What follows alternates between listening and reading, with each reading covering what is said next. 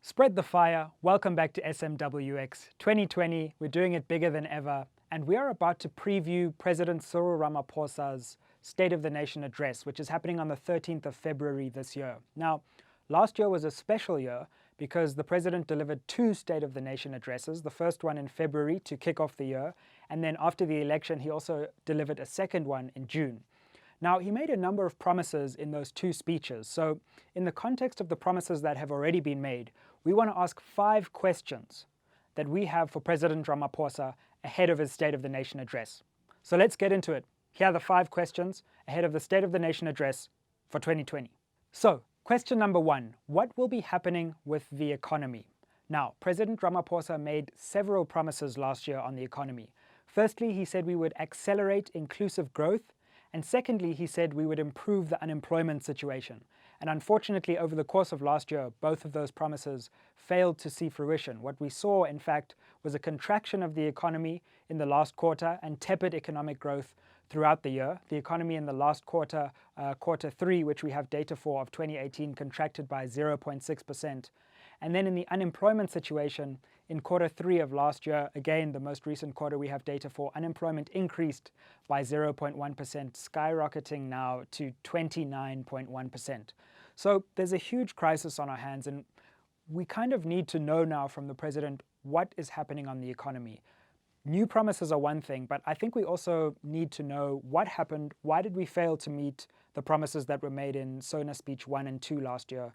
And so this will be a big focus, I suspect, of the speech, and all citizens will be watching keenly to understand what's happening on the economic front, particularly on the promises of inclusive growth and resolving the unemployment situation. And of course, the youth unemployment situation, which is the most egregious of these unemployment situations, particularly with people aged between 18 and 34. Question number 2, load shedding, load shedding, load shedding. South Africa's January has already been rudely interrupted by a surprise bout of load shedding. The situation at Eskom is running very close to engulfing our entire economy.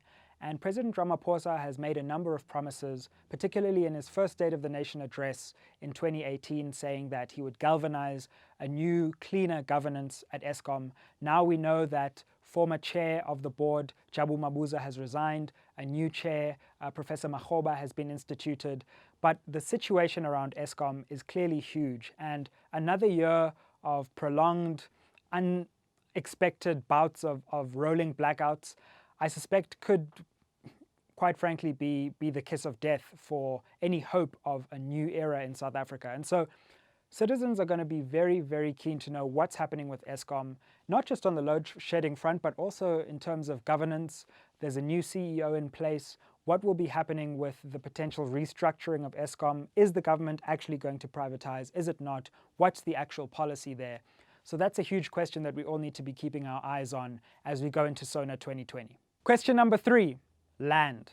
Now, we know that Section 25 of the Constitution is set to be amended, and there will be various bills introduced into Parliament around that amendment, but also the famed expropriation bill, which will explain exactly how government intends to compensate people who will be the subject of land reform and land restitution, as well as questions of tenure reform, but particularly that question of expropriation. And of course, there's been this huge debate about expropriation without compensation. This is the year where we're going to need the detail and particularly government's position on expropriation. So President Ramaphosa will have a great goal ahead of him to clarify exactly what government's stance is in terms of the land question in 2020.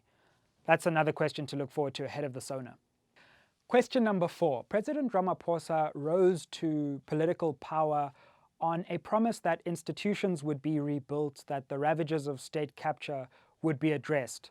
And he's made some solid appointments in some key institutions, but a number of questions remain, a number of ambiguities still pervade the political landscape. So this year, I think the question really is, will we see extreme political will to tackle the corruption that we saw over the last decade?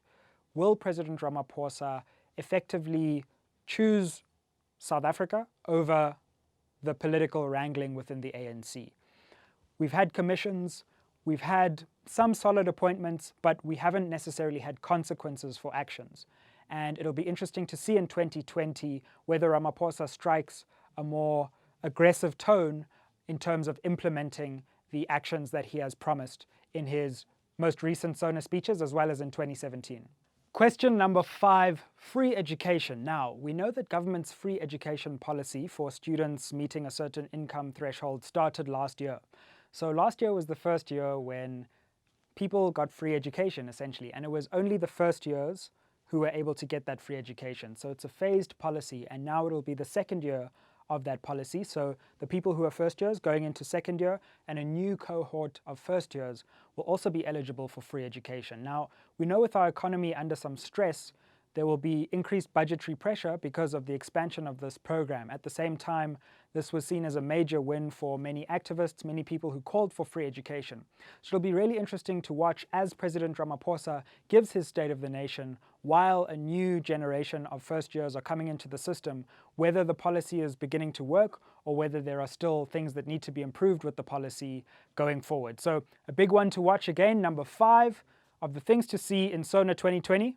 Free education. So those are the 5 things that we're looking forward to for SONA 2020, and I think it's really important this time around, folks, to realize that we can't just be replacing old promises with new promises this time. The time for blind hope is long since over. We're entering a very difficult year for our country, and the only way we're going to make it a better year than the last year is if we actually start demanding accountability for old promises before we allow them to be replaced with new promises. We were told to dream last year, we were given promises of smart cities, we were told unemployment would be improved, governance at Eskom would be improved, we would see major changes in questions of corruption, and in my view, it was a disappointment of a year last year.